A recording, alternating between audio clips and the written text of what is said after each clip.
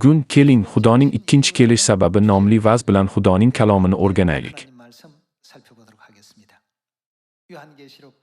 Keling, Vahiy 5-bob 1-oyatini qaraylik.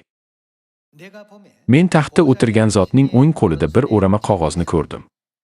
O'ramning oldi va orqa tomonlarida yozuvlari bor bo'lib, u 7 ta muhr bilan muhrlangan edi. So'ng men kuchli bir farishtani ko'rdim.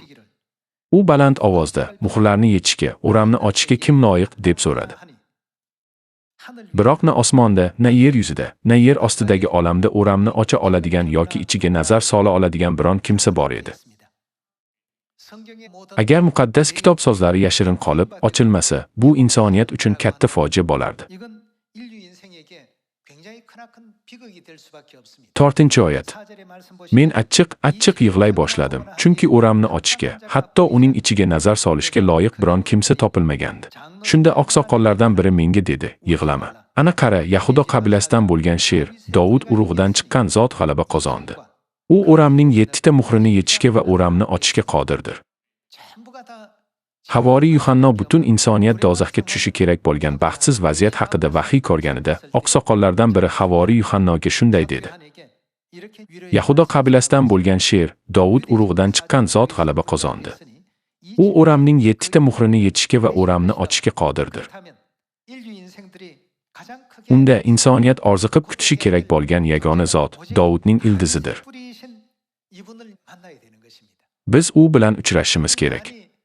Gunohlarimiz kechirilishi va abadiy hayotga ega bo'lish hamda osmon shohligiga kirishning yagona yo'li shu emasmi? Havoriy Yuhanno osmonda, yerda yo yer ostida hech kim oramni ocha olmasdi deganda, qattiq umidsizlikka tushgan bo'lish kerak. U umidsizlikdan yig'layotganda bir oqsoqol uning oldiga keldi.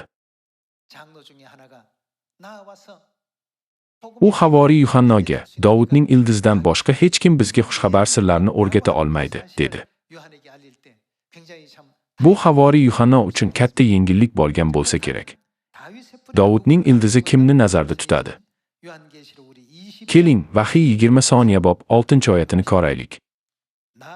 Men Iso o'z farishtamni oldingizga yubordim, toki u bular to'g'risida jamoatlarimga shahodat bersin.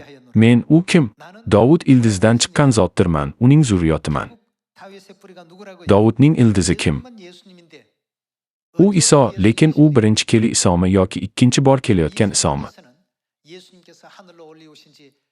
Bu Iso Masihning birinchi kelishidan osmonga ko'tarilgandan taxminan 60 yil o'tgach sodir bo'ldi.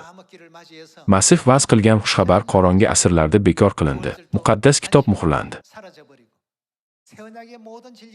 Fisih, Shabbat kuni va yangi ahdning barcha haqiqatlari bekor qilinganligi sababli bu davr haqiqat nuri bo'lmagan qorong'i asrlar deb ta'riflanadi.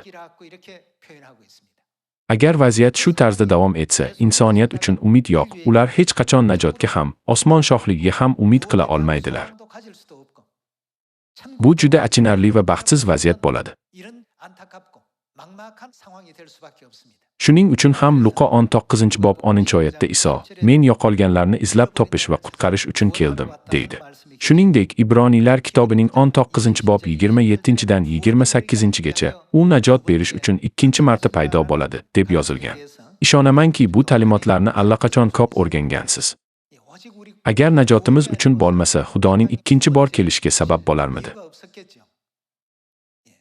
Xudo o'z farzandlarini yolg'iz qoldirsa, ularning jonlari dozaxda abadiy azob chekishini oldindan bilardi. Shuning uchun samoviy ota va samoviy ona bu yer yuziga kelib, samoviy farzandlarni osmon shohligiga boshlamoqda.